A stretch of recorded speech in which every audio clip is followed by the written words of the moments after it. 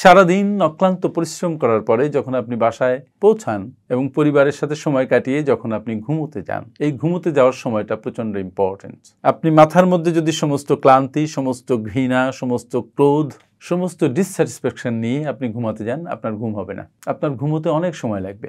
আমরা এমনি অনেক ধরনের ঝামেলার মধ্যে থাকি, সারাদিন অনেক কষ্টে কাটে। আর্থিক সংকট আছে, মানসিক সংকট আছে, সম্পর্ক জাতীয় সংকট আছে, সামাজিক সংকট আছে, রাষ্ট্রীয় সংকট আছে। এত সংকটের মধ্যে আমরা মানসিকভাবে ভালো থাকা এটা অসম্ভব একটা ব্যাপার। কিন্তু আমি আপনাকে একটা অনুরোধ করতে চাই। অনুরোধটা হচ্ছে, প্রত্যেকটা রাতে যখন আপনি ঘুমোতে যান, ঘুমোতে যাওয়ার আগে একটা রিচুয়াল পালন করুন। That will help you a lot. কোন রিচুয়াল পালন করবেন সেই আলোচনায় যাওয়ার আগে আমি একটা প্রসঙ্গ বলতে চাই। সেটা হচ্ছে, যখন আপনি কোনো মানুষের উপরে রাগ হন বা কোনো মানুষকে ঘৃণা করেন বা কোনো মানুষকে খুব অপছন্দ করেন, ঘৃণার দৃষ্টিতে কারোর দিকে তাকান, তখন আপনার মনের মধ্যে সাংঘাতিক একটা বিষক্রিয়া হয়। যখন আপনি রাগ করেন তখন বলা হয় যে আপনার মাথায় আপনি নিজের জন্য পয়জন নিক্ষেপ করছেন। দেখবেন যে আপনি যখন প্রচণ্ড মন খারাপ করেন, কারোর প্রতি খুব ঘৃণা পোষণ করেন, তখন আপনার প্রত্যেকটা সেল লেভেলে কেমন যেন একটা অসন্তোষ, অস্থিরতা তৈরি হয়। এবং কেউ কেউ বলেন এই যে ক্যান্সার নাকি অন্যের প্রতি যে ঘৃণা, সেই ঘৃণার একটা কনসেন্ট্রেটেড ফর্ম। এটার হয়তো সায়েন্টিফিক কোনো প্রমাণ এখনো হয়নি, কিন্তু আমি বোধ করি ব্যাপারটা সত্য। যে মানুষ যত ঘৃণা পোষণ করবেন মানুষের প্রতি, যে মানুষ যত বেশি নেগেটিভ হবেন, সে মানুষ তত বেশি অসুস্থ হবেন। একটা সুস্থ মন না থাকলে একটা সুস্থ শরীর পাওয়া খুব কষ্টকর। সুস্থ মন মূলত নির্ভর করে আপনি সুস্থ চিন্তা করছেন কিনা তার উপরে, আপনি সুস্থ আবেগ দ্বারা আক্রান্ত কিনা তার উপরে। ঘৃণাও এক ধরনের নেগেটিভ ইমোশন, আবেগের সাথে সম্পৃক্ত। সুতরাং যত আপনি ঘৃণা পোষণ করবেন, যত মানুষকে আপনি ঘৃণা করবেন, যত মানুষকে আপনি অপছন্দ করবেন, ততই আপনার মধ্যে অসন্তোষ দানা বাঁধবে, আপনার মধ্যে অস্থিরতা দানা বাঁধবে। আপনি নিজেকে কোনোভাবেই শান্ত রাখতে পারবেন না। সেজন্য রিচুয়ালের কথা যেটা বলছিলাম সেটা হচ্ছে, যখন আপনি ঘুমাতে যাবেন, ঘুমের বিছানায় যাওয়ার আগে আপনি একবার অজু করবেন। যদি অজু না করেন, হাত পা চোখ মুখ খুব ভালো করে ধোবেন। ধোয়ার পরে আপনি রিল্যাক্সড ড্রেস পরে ঘুমাতে যাবেন। যাওয়ার পরে আপনি রিল্যাক্সড ওয়েতে শুবেন, চিত হয়ে ধরেন। শুয়ে 8 থেকে 10 বার ডিপ ব্রিদিং করবেন। লম্বা শ্বাস নিয়ে আস্তে আস্তে ছাড়া, চোখ বন্ধ করে অবশ্যই। লম্বা শ্বাস নিয়ে আস্তে আস্তে ছাড়া। শ্বাস নেবেন হয়তো 1, 2, 3 কাউন্টে, ছাড়বেন 5 to 6 কাউন্টে। এই ছাড়তে ছাড়তে দেখবেন যে আপনার মন অনেকটা প্রশান্ত হয়ে এসছে। আপনার তখন অনেক ভালো লাগে কাজ করবে।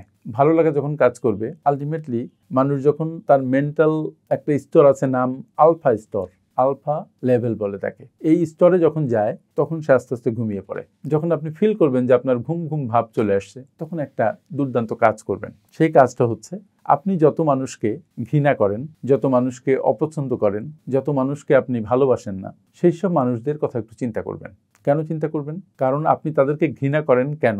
কারণ হচ্ছে তারা হয়তো আপনার প্রতি এমন আচরণ করেছে, আপনার প্রতি এমন অবিচার করেছে, আপনার প্রতি এমন খারাপ বিহেভ করেছে যে আপনি তাদেরকে ঘৃণা করতে বাধ্য হয়েছেন। তারপরও শোবার আগে আপনি তাদের প্রত্যেকের চেহারা মনে করবেন এবং তাদেরকে ক্ষমা করে দিবেন।